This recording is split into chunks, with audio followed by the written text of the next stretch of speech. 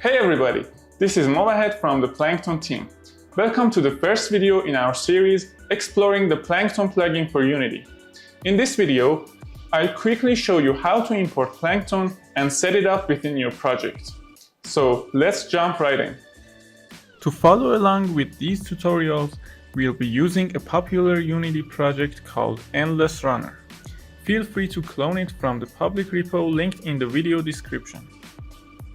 We'll be referring to the official Plankton documentation throughout these tutorials. I'll walk you through the key points, but for a deeper dive, be sure to check out the link in the description. Plankton works with Unity versions from 2019 to 2022. If you're using the 2022 version, you're good to go.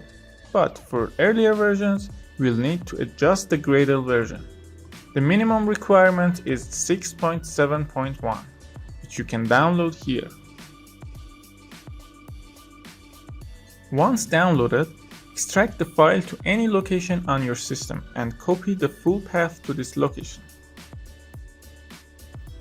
In Unity, navigate to Preferences, then External Tools. Scroll down to the Android section and uncheck the Gradle installed with Unity box. Paste the path to the extracted Gradle folder. Now you're ready to import Plankton.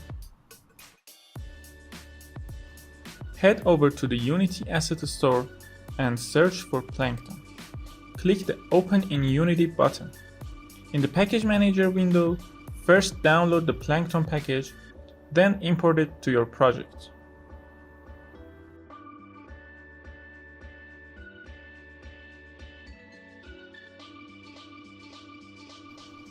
Once Plankton is successfully imported, open Project Setting from the Edit menu.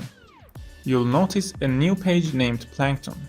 Here, you can manage the top-level settings for each feature.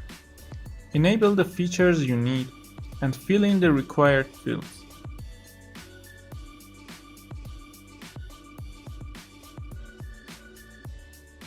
Click the Apply Changes button to save your work.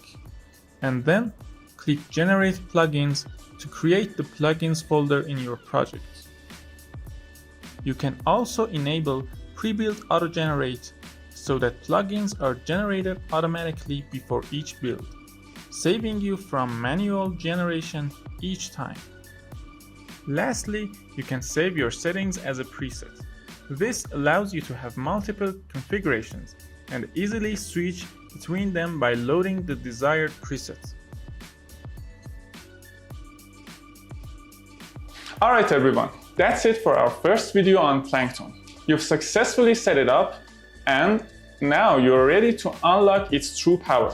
In the next videos, we'll dive deeper and explore how to integrate specific features for your game with Plankton. Thanks for watching and I'll see you all in the next video.